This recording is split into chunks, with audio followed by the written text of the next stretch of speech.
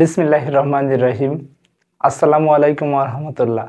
প্রিয় শিক্ষার্থীরা, welcome to মুমিনুরস teaching home. প্রিয় শিক্ষার্থীরা, এই ভিডিওটি দ্বারা তোমাদের নবম শ্রেণীর বিজ্ঞান বইয়ের সপ্তম অধ্যায় অর্থাৎ রাসায়নিক বন্ধন এই অধ্যায়ের 7.3 নিষ্ক্রিয় গ্যাস এবং স্থিতিশীলতা 115 পেজ এবং 116 পৃষ্ঠা নিয়ে আলোচনা করা হবে। এই আলোচনায় আমরা মূলত দুইটি অংশ শিখব, নিষ্ক্রিয় গ্যাস এবং পরবর্তী ভিডিওতে শিখব আমরা এর স্থিতিশীলতা সম্পর্কে। তাই বাড়তি কথা না বাড়িয়ে চলে যাচ্ছি মূল ভিডিওর আলোচনায়।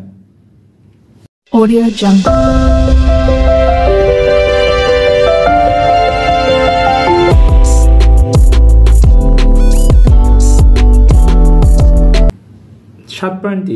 নিষ্ক্রিয় গ্যাস ও স্থিতিশীলতা। তোমরা মধ্যে জানো যে নিষ্ক্রিয় গ্যাস সমূহ পর্যায় সারণীর 18 নম্বর গ্রুপে অবস্থিত, অর্থাৎ 18 নম্বর গ্রুপটাকে বলা হয় 0 নম্বর গ্রুপ বা এটাকে শূন্যতম মৌলের গ্রুপ বলা হয়। এটা ভিতর নিষ্ক্রিয় গ্যাসগুলো থাকে, অর্থাৎ এই গ্যাসগুলো কারোর সাথে সহজে বিক্রিয়া করে না বা বিক্রিয়া করতে চায়ও না, অন্য বিক্রিয়া করার জন্য সাহায্য করতে যায় না বা বিক্রিয়ার ধারে কাছেও যায় না, এমন ধরনের মৌলগুলো এখানে থাকে, অর্থাৎ এদের অষ্টক পূর্ণ থাকে।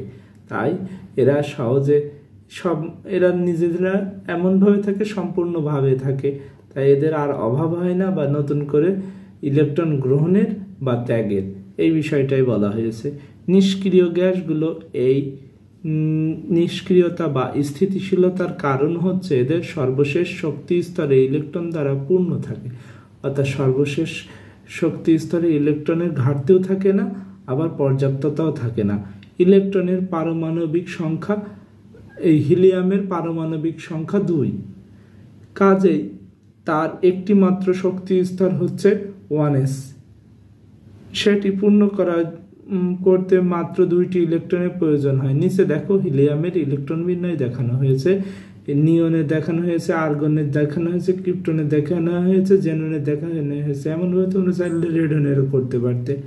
এরপরে বলা হয়েছে হিলিয়ামের সর্বশেষ কক্ষপথে শক্তি স্তর রয়েছে সেই 2টি ইলেকট্রন, অর্থাৎ শেষ কক্ষপথ পূর্ণ। দেখো পরে নিয়নের বেলায় 2s2 2p6, অর্থাৎ p অরবিটাল পূর্ণ। আর্গনের বেলায়ও 3p6, অর্থাৎ p অরবিটাল পূর্ণ। ক্রিপ্টনের বেলায় 4p6 p6 আমরা জানি p দ্বারা বোঝাই অধাতু মৌলগুলো, কিন্তু পূর্ণ থাকার কারণে এটা কিসের ভিতরে পড়ে, তোমার নিষ্ক্রিয় গ্যাসের ভিতর, যাতে অর্থাৎ পূর্ণ থাকার কারণে এদের ঘাটতি নেই বা এরা এখান থেকে ইলেকট্রন সহজে বের করে না। এরপরে বলা হচ্ছে জেননের ক্ষেত্রে 5p6, এটাও দেখো শেষে 6টি ইলেকট্রন p অরবিটাল পূর্ণ। নিচে কয়েকটি নিষ্ক্রিয় গ্যাসের ইলেকট্রন বিন্যাস দেখানো হলো, অর্থাৎ আমরা এটা দেখে ফেলেছি অলরেডি যে অন্যান্য নিষ্ক্রিয় গ্যাস সময় সর্বশেষ শক্তি স্তরে 8টি ইলেকট্রন s ও p অরবিটাল দ্বারা পূর্ণ থাকে, যেমনটি এখানে রয়েছে।